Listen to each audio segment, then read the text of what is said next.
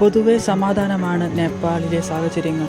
എന്നാൽ കഴിഞ്ഞ കുറേ ദിവസങ്ങളായി അവിടുന്ന് വരുന്ന വാർത്തകൾ അത്ര നല്ലതല്ല. യുവാക്കൾ തെരുവിലിറങ്ങുന്നു, അതിരു കടക്കുന്ന പ്രതിഷേധം, സ്വന്തം ജനങ്ങൾക്കു നേരെ വെടിയുയർത്ത് സുരക്ഷാ നിയമം. അങ്ങനെ നേപ്പാളിൽ അടുത്തിടെ ഒന്നും കാണാത്ത സംഭവമാണ് ഇപ്പോൾ നേപ്പാളിൽ നടന്നുകൊണ്ടിരിക്കുന്നത്. എന്താണ് നേപ്പാളിലെ പ്രശ്നം? ഒറ്റവാക്കിൽ നേപ്പാളിലെ കലാപത്തെക്കുറിച്ചാണ് നമ്മൾ ഇന്ന് ചർച്ച ചെയ്യുന്നത്.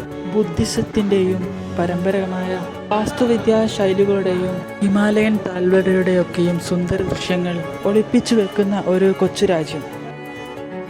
സഞ്ചാരികളുടെ പ്രിയപ്പെട്ട ടൂറിസ്റ്റ് ഡെസ്റ്റിനേഷൻ. പൊതുവെ സമാധാന പ്രിയരാണ് നേപ്പാളുകാർ. എന്നാൽ കുറച്ചു ദിവസങ്ങളായി ജലസി എന്ന് വിഭജനങ്ങൾ നേപ്പാൾ നഗരങ്ങളെ യുദ്ധക്കളമാക്കി മാറ്റിയിരിക്കുകയാണ്. അവരുടെ പ്രതിഷേധത്തിൽ വിറങ്ങലടിച്ചു നിൽക്കുകയാണ് അവിടുത്തെ പ്രശ്നങ്ങൾ തുടങ്ങുന്നത് അവിടുത്തെ സുപ്രീം കോടതിയുടെ ഒരു വിധിയിലൂടെയായിരുന്നു.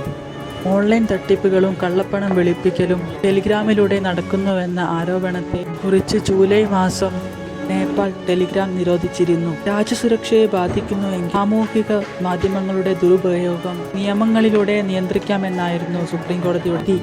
സോഷ്യൽ മീഡിയ പ്ലാറ്റ്ഫോമുകൾക്ക് നേപ്പാളിൽ രജിസ്ട്രേഷൻ നിർബന്ധമാക്കി നിയമം വന്നു.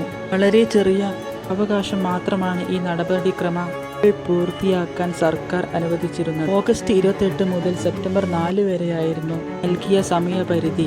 സോഷ്യൽ മീഡിയ പ്ലാറ്റ്ഫോമുകളിൽ രജിസ്റ്റർ ചെയ്യുമ്പോൾ സർക്കാർ വക്താവിനെ ഉൾപ്പെടുത്തണമെന്നും പരാതി പരിഹാര സമിതിയിൽ ഒരു നേപ്പാൾ